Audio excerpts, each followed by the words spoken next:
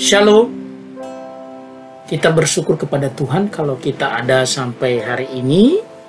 Dan sebelum kita memulai segala sesuatu aktivitas kita, saya mengajak kita untuk merenungkan kebenaran firman Tuhan. Renungan kita hari ini bertema jangan menangis. Bacaan firman Tuhan terambil dari Lukas 7 ayat 11 sampai 17. Nats renungan dari Lukas 7 ayat 13 yang berbunyi demikian. Dan ketika Tuhan melihat janda itu, tergeraklah hatinya oleh belas kasihan. Lalu ia berkata kepadanya, jangan menangis.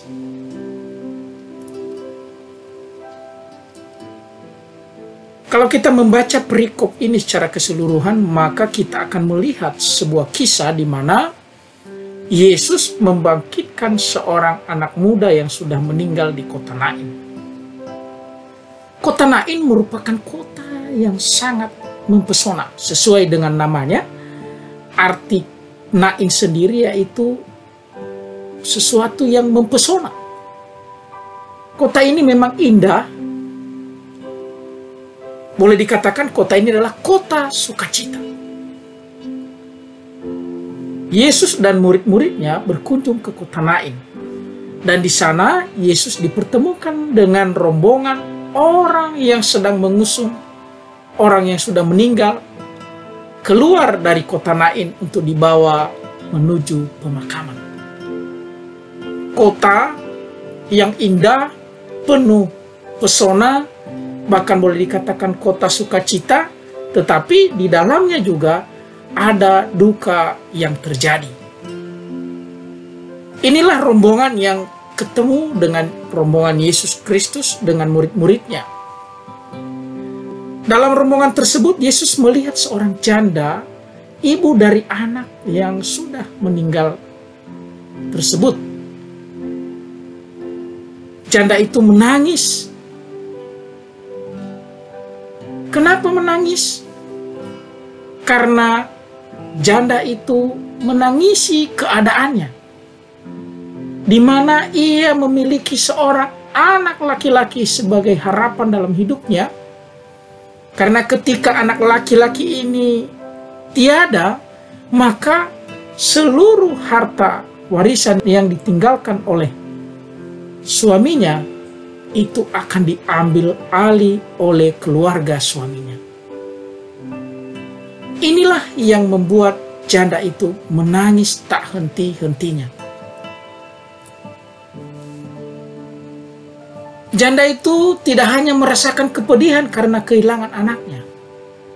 Boleh dikatakan ia juga merasa sedih yang mendalam karena akan segera seluruh harta yang ia miliki yang ditinggalkan oleh suaminya akan juga diambil alih. Dan ia tidak memiliki apa-apa lagi. Boleh dikatakan masa depannya seolah tidak ada lagi. Nah, ketika Yesus melihat janda itu yang terus-menerus menangis, maka yang keluar dari Yesus adalah belas kasihan. Tergeraklah hatinya oleh belas kasihan. Karena itu Yesus berkata kepada janda itu, jangan menangis. Menangis sekuat dan selama apapun tidak akan mampu menyelesaikan persoalan janda tersebut. Inilah yang disampaikan oleh Yesus. Jangan menangis karena bukan itu jalan keluarnya. Yesus memberikan jalan keluar kepada sang janda itu, yaitu dengan membangkitkan anak muda yang sudah meninggal itu dari kematian. Saat tidak ada lagi jalan dan harapan untuk setiap tantangan yang sedang dihadapi. Jangan habiskan waktu untuk menangisi keadaan. Karena tangisanmu, tangisan kita tidak akan menyelesaikan persoalan. Lebih baik datang kepada Yesus. Izinkan ia menyentuh setiap persoalan yang sedang kita hadapi. Lebih baik berharap pada belas kasihan Tuhan daripada berharap pada belas kasihan manusia. Solusi yang diberikan Allah tidak pernah terpikirkan oleh kita sebagai manusia. Allah selalu memberi sesuatu di luar jangkauan pikiran kita sebagai manusia.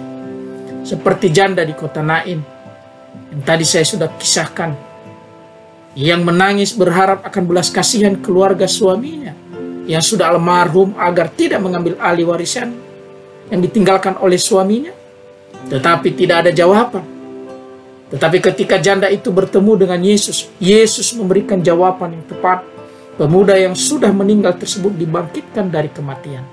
Dengan demikian, harta warisan janda tersebut tidak jadi diambil alih oleh keluarga suaminya. Tuhan memberi lebih dari apa yang kita harapkan.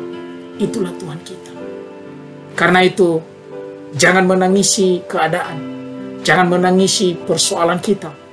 Kita mau datang kepada Tuhan. Kita ketemu dengan Yesus. Maka di sana ada jalan keluar bagi kita. Amin. Kita berdoa. Tuhan, terima kasih Engkau baik dalam hidup kami. Kami bersyukur ya Bapa atas kebaikan-Mu.